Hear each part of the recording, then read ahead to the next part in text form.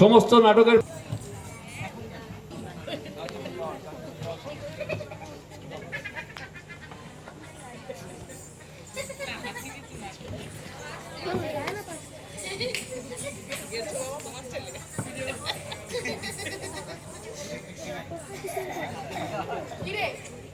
সন্ধান পেলি? আরে ভাই, তোমার কথা শুনে আজ মাসখানেক ঘুরে ঘুরে হাড় মাটি হলো। টিকিও দেখতে পেলাম না। তা কার সন্ধান করছিস সে তোরা? গেছো বাবা। তা গেছো বাবার ব্যাপারটা কি শুনি? শোন তাহলে। বাবা যেই গাছে চড়ে বসবেন সেই গাছই হবে কল্পতরু। তার কাছে গিয়ে যা চাইবি তাই পাবি রে। তা খবরটা পেলি কার কাছ থেকে? বদল গায়ে ভেকু সর্দারের কাছ থেকে। ভেকু সেদিন মাথায় মাটির হাড়ি নিয়ে যাচ্ছিল। হাড়ির মধ্যে ছিল চিটে গুড়, তামাক তৈরি করবে। ভেকু জানে না বাবা বসেছিলেন গাছের ডালে। বাবার পায়ে লেগে তার হাড়ি গেল উল্টে। চিটে গুড়ে মুখ চোখ গেল তার বুঝে।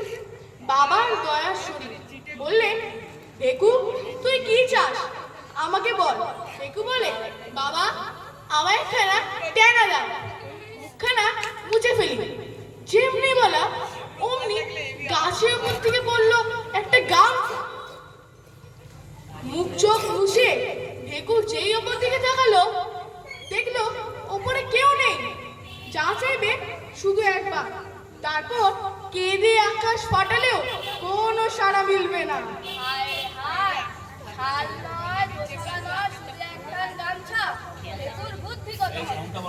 তা হোক গে, গামছা হলে কি আছে, বাবার গামছা তো জানিস নে। ওই গামছা দিয়ে আর চালা বাড়ি বানিয়ে ফেলেছে।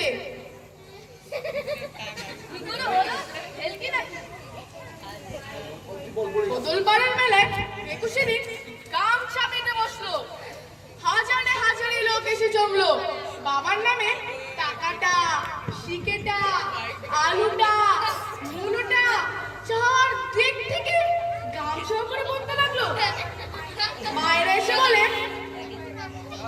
দেখু দাদা তোমার ওই বাবার গামছাটা আমার ছেলেটার মাথায় ঠেকিয়ে দাও না। আজ 3 মাস ধরে জ্বরে ভুগছে।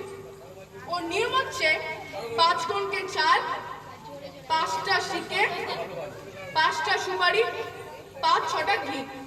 ওই বৃত্তিটা দিচ্ছে, ফল পাচ্ছে কিছু? পাচ্ছে বই কি, গাজন পায়। ওই গামছার ওপর 15 দিন ধরে চাল ঢেলেছে। গামছার কোণে একটা পাঠাও দিল বেঁধে। সেই পাঠার ডাকে 4 দিক থেকে লোক এসে জমলো। কি বলবো ভাই, 11 মাসের মধ্যে গাজনের চাকরি ছুটে গেল। কোথায়? সত্যি বলছিস? সত্যি না তো কি, গাজন যে আমার মামাতো ভাইয়ের ভাইরা ভাই হয়। আত্মীয়? আচ্ছা ভাই ওঠো, গামছা তো তুই দেখেছিস? দেখেছি বই কি, কি বলে দেখ। ও হাটুরগঞ্জে তাতে বোনা 1.5 গজ লম্বা গামছা, লাল পাট, একেবারে বেমালুম তাই। তা সে গামছা গাছের উপর দিয়ে পড়লো কি করে? ওই তো মজা, বাবার দয়া।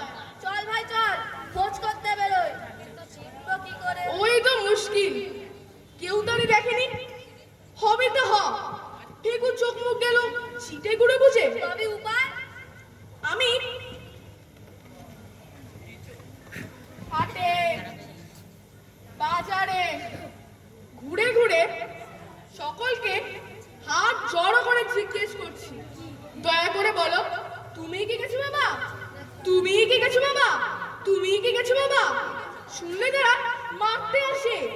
একজন তো দিল আমার মাথার উপর হুকুর জল ঢেলে। তাদেরকে ছাড়া হবে না, খুঁজে বের করবই যা থাকে কপালে।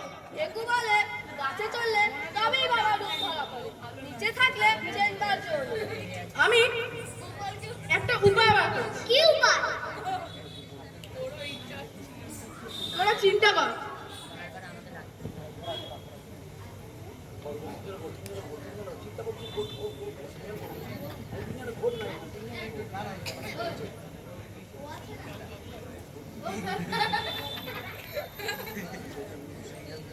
শোন তাহলে,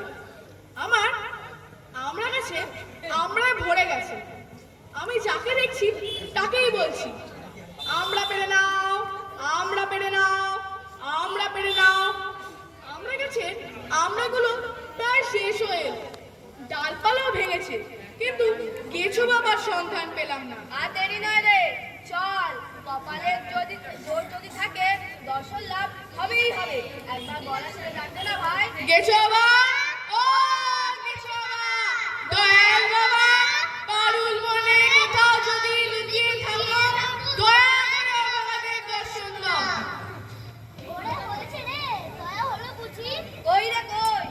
ওই যে আম গাছে, ওই আম গাছে কি দেখছি না তো কিছু? ওই যে দুলছে। কি দুলছে? ও তো লেজ রে। তুই পারিস বটে গোবরা, ও বাবার লেজ নয় রে, হনুমানের লেজ। দেখ কেমন করে মুখ ভেঙচাচ্ছে। ওর বলি দে, বাবাই কপিরূপ ধরেছেন আমাদের ভোলাবার জন্য। বুঝছি না বাবা, কালাবুদ্ধা গিয়ে ভোলাতে পারবে রে। যতই মুখ ভেঙচাও, করছি রে, তোমার স্মরণ নেই। ওরে ওদের লম্বা লাঠিতে পালাতে শুরু করলো রে। কোথায় পালাবে? আমাদের বন্ধু তোদের সাথে এটে উঠবে নাকি? ওই বসেছে জাম গাছের উপর। পঞ্চু উঠে পড় না গাছে। তোমরা উঠে পার না? তো তুই এটা বল না। পঞ্চু তুই ওঠ না, তোমরা উঠে পার না? তুই উঠ না, তুই নিচে ওঠ না। তাহলে তুই ওঠ না। অত উচ্চে উঠতে পারবো না বাবা, কৃপা করে নেমে এসো। বাবা, তোমার এই শিলাজ গলায় বেঁধে অন্তিমে যেন আমি চক্ষু মুদিতে পারি, এই আশীর্বাদ আমায় করুন। আপনারা বসে আছেন কেন? আপনারা প্রার্থনা করুন যাতে সকলে গেছো বাবার দর্শন পায়।